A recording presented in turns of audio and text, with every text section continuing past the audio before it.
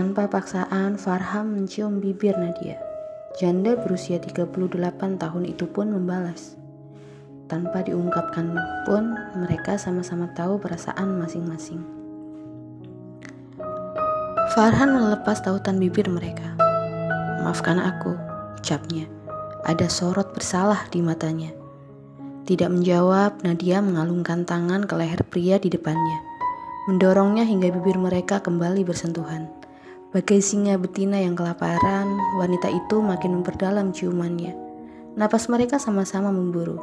Tidak ingin lebih kebablasan lagi, Farhan melepaskan ciuman dan mengambil jarak. "Maafkan aku," ucapnya lagi. Kenapa harus minta maaf? Nadia merasa kecewa dengan apa yang suami sahabatnya itu lakukan. Atas apa yang baru saja aku lakukan. Entah kenapa aku tidak suka dengan cara Indra memandangmu. Darahku seperti mendidih. Mas cemburu? Mata Nadia melebar. Ia bahagia. Setidaknya perasaannya selama ini tidak bertepuk sebelah tangan. "Aku tidak tahu," jawab Farhan seraya menggeleng. "Apa Mas jatuh cinta padaku?" "Aku juga tidak tahu." Nadia mendekat lagi, menghapus jarak. Matanya menatap dalam pria beranak dua itu.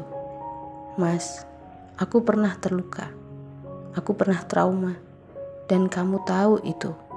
Aku enggan untuk berkomitmen dengan pria lain lagi. Pandanganku terhadap laki-laki sama seperti mantan suamiku yang lebih memilih meninggalkanku." Nadia menjeda ucapannya. "Tapi bertemu denganmu rasanya lain. Kamu berbeda. Ada getar aneh saat awal aku berkenalan denganmu. Iya, aku jatuh cinta pada suami orang.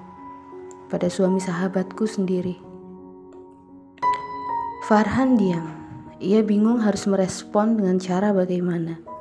Di depannya ada wanita yang terang-terangan mengungkapkan kekagumannya di saat ia telah beristri. Dan wanita itu jelas-jelas bukan orang lain, karena sahabat istrinya sendiri. Wanita yang berparas cantik, berpenampilan modis. Wanita yang mau tidak mau membuatnya membandingkannya dengan sang istri di rumah. "Aku rasa kamu pasti merasakan ada cinta dalam perhatian yang aku berikan padamu. Tapi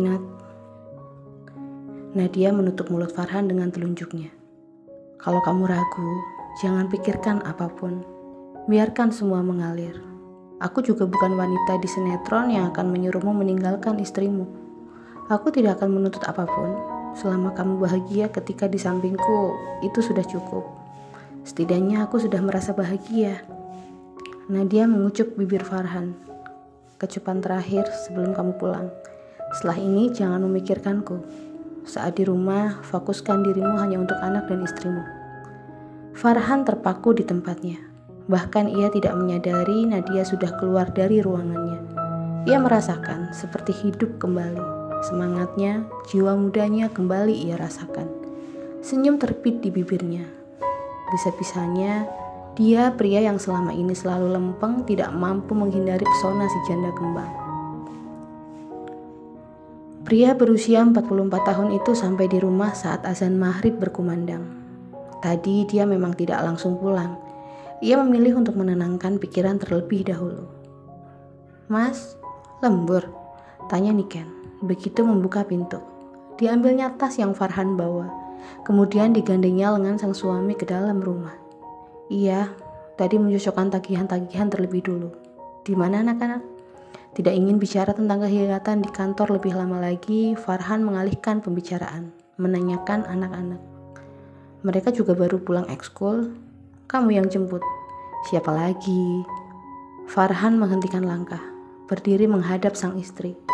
Ditatapnya mata wanita yang sudah 18 tahun menemaninya. Ada rasa bersalah ketika mengingat apa yang telah dilakukannya bersama Nadia. Bagaimana kalau dia sampai tahu? "Aku telah mencium sahabatnya," batinnya. "Ada apa, Mas?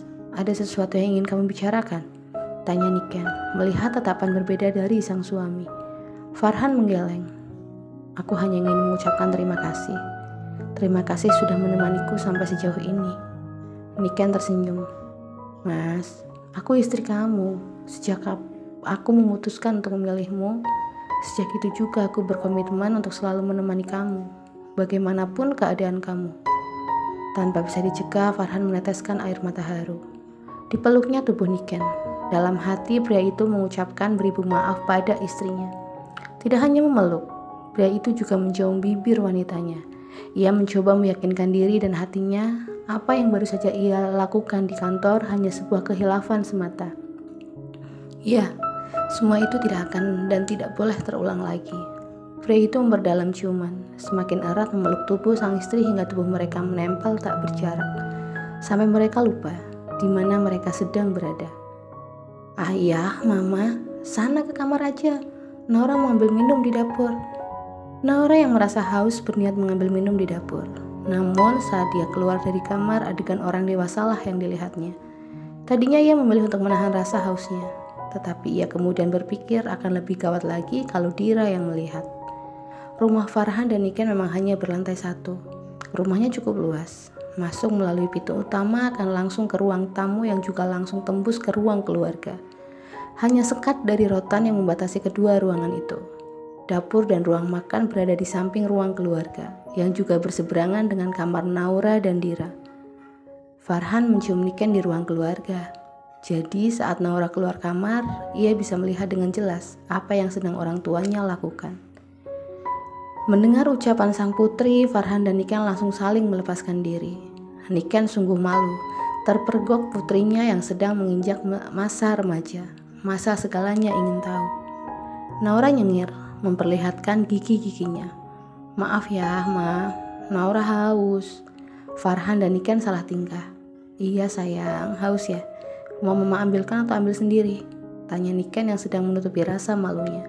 Sementara Farhan memilih masuk ke kamar tanpa mengucapkan apapun. Ambil sendiri aja, Ma, jawab Naura, sambil tersenyum melihat sikap sang bunda. Ya udah kalau gitu, Mama ke kamar dulu ya. Iya, Ma, silakan. Mama dan Ayah lanjutkan lagi, ujar Naura, usil menggoda mamanya. Masuk ke kamar, Niken melihat Farhan sedang duduk di ranjang. Ia sedang melepaskan dasi yang dikenakannya.